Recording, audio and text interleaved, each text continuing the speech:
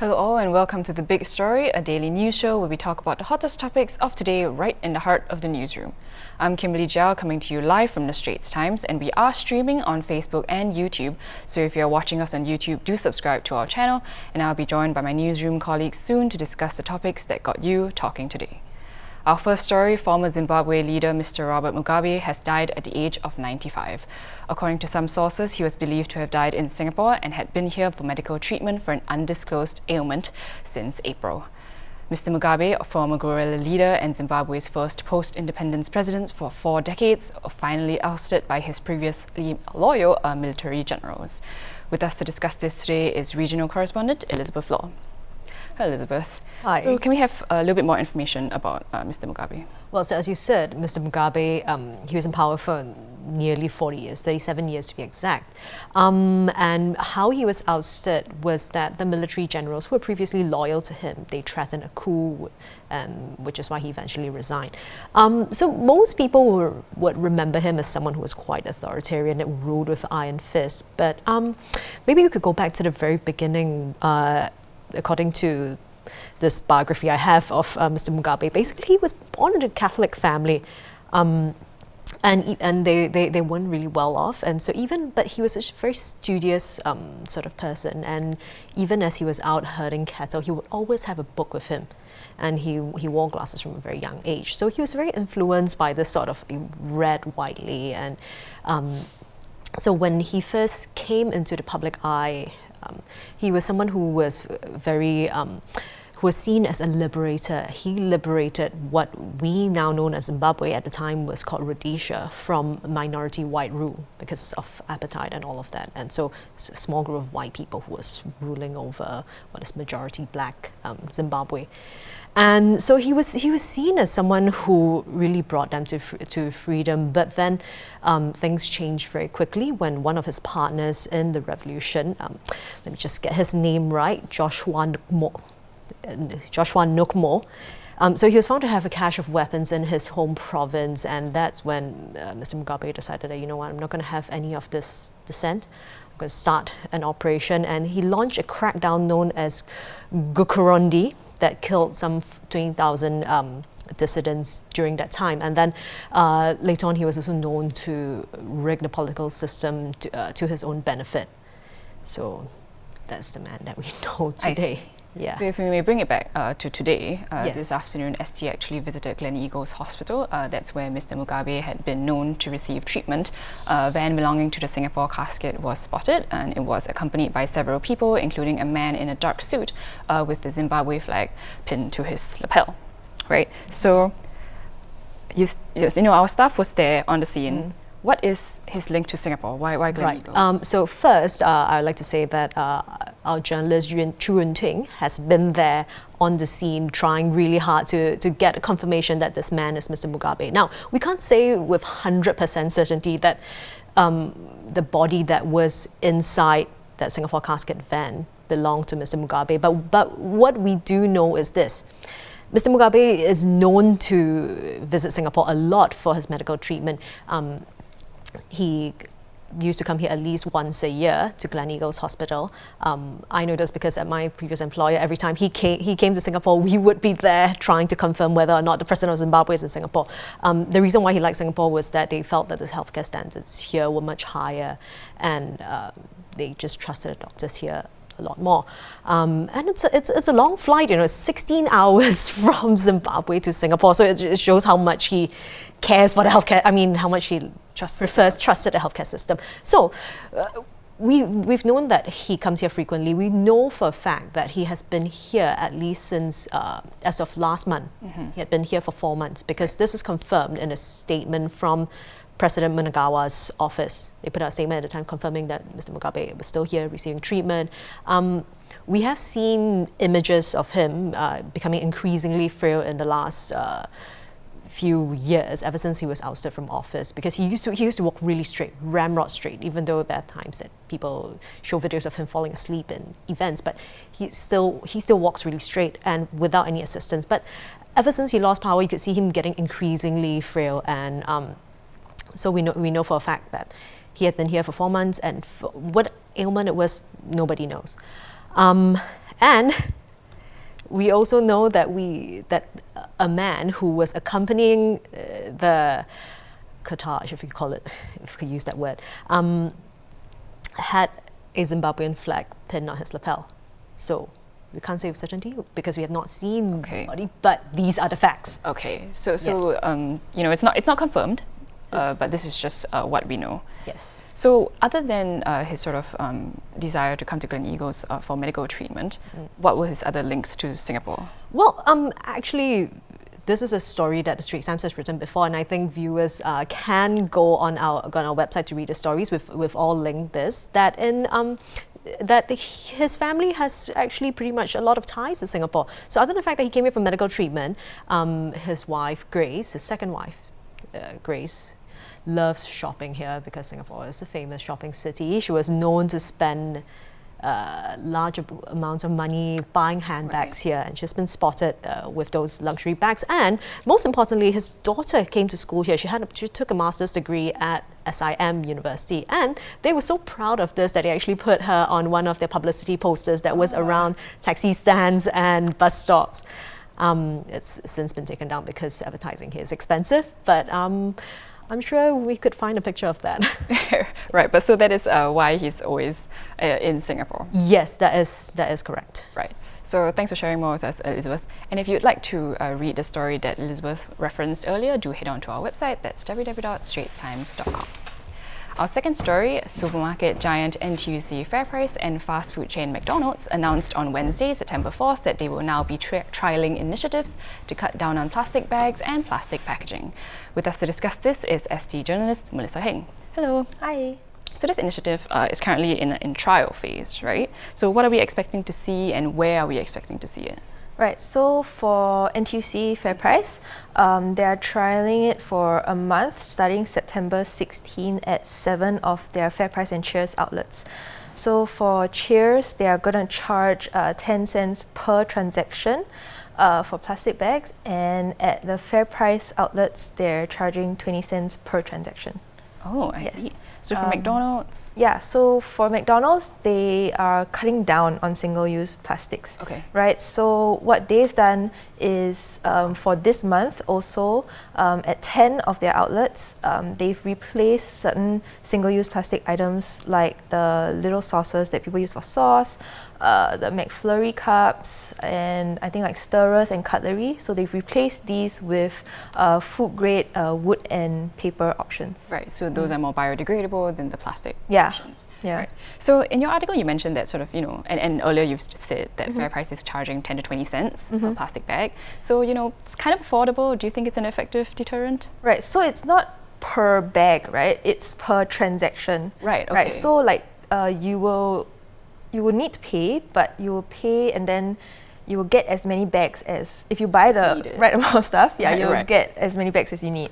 And the idea is not to prevent people from getting bags at all, right? I think we know that people reuse these bags for like rubbish and stuff. I think the idea is really to let people know that if you need these bags, then the charge reminds you to just take what you really need. Right. Yeah.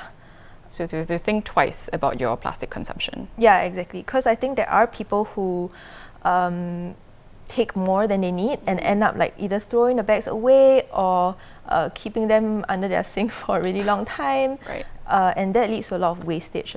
I see. So we shared this article, right, on our Facebook page, and we've received a lot of very interesting comments. So if you'd like to join in to this conversation, do head on to our Facebook page. That's The Straits Times. But we're going to talk about one particular one today, which says, and if I may quote, many of us reuse the plastic bags. Once you start charging for the bags, it just jacks up the cost of living for everyone, and it makes it harder for the low-income group and the poor folks. Those who cannot afford to pay for the plastic bags, my apologies, may even just resort to dumping rubbish unbagged down the chute, which will lead to hygiene problems. And there are a lot of similar comments talking about how, you know, they use the bags for rubbish and stuff like that. So what are you thinking? Okay, again, like I mentioned earlier, right, I think we do know that people use these bags for rubbish. It is a need. I think the fact that we've been getting these bags for free is a privilege, and I think we need to acknowledge that some people do take advantage of that privilege and take more than they need. Again, like I said, leading to a lot of wastage. I understand the people who are upset at the thought of having to pay 10 to 20 cents for something that we've been getting for free for a very long time.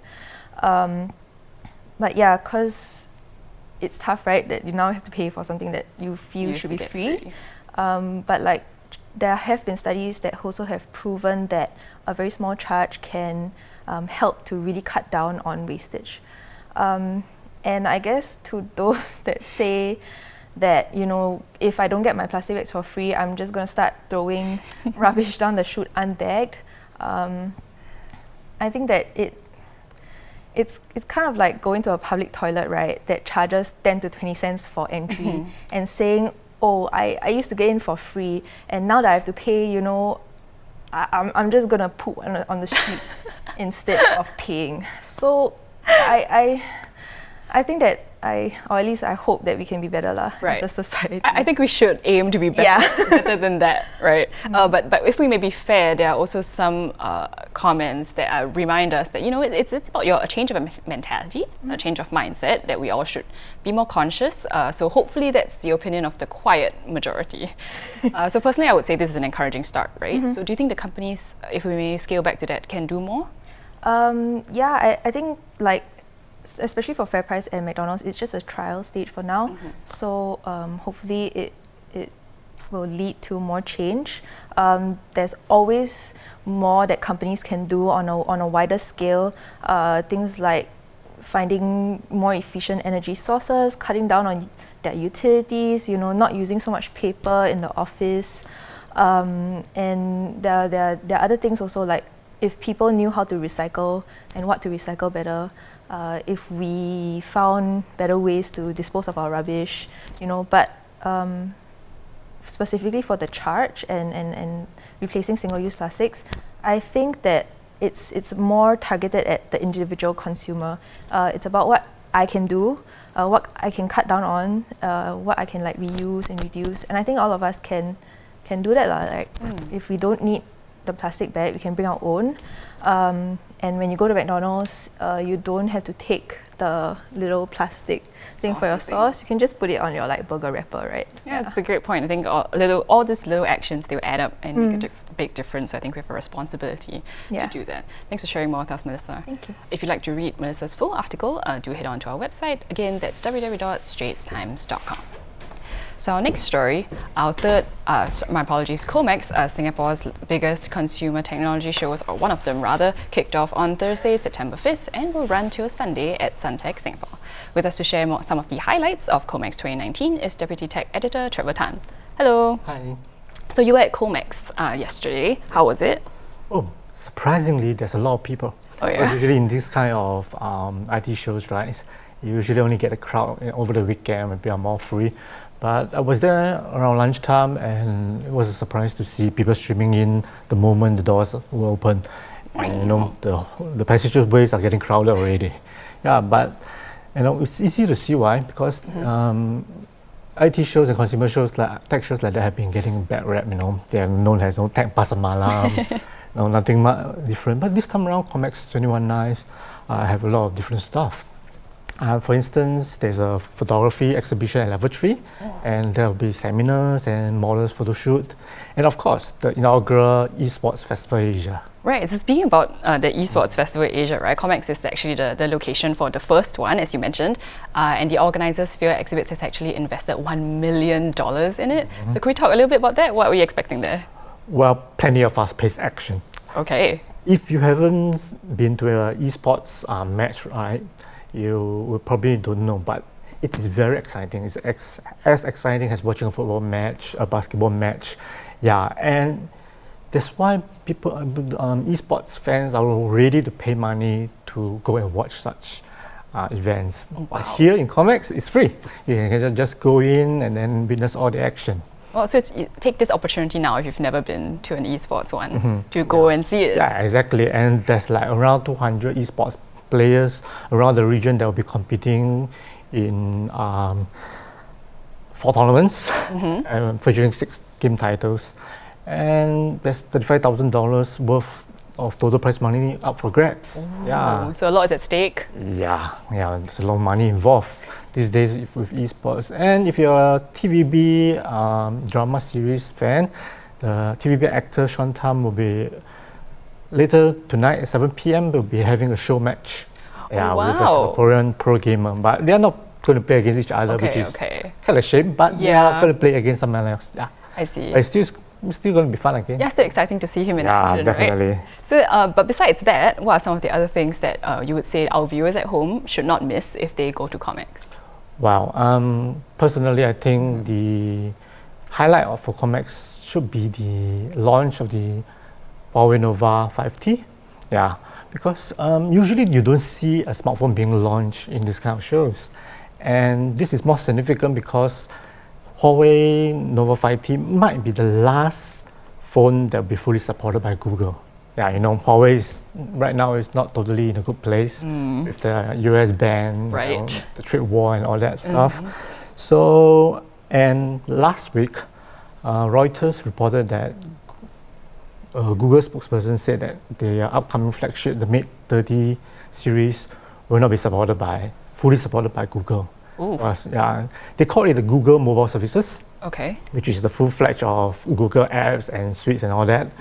Because Android, as you know, is open source, so anybody can use it. But which means the Mate 30 will probably be only having the open Android source. So you probably won't be able to get apps like Maps, Mail, and all that. Yeah, which make this launch of the Nova 5T even more significant because and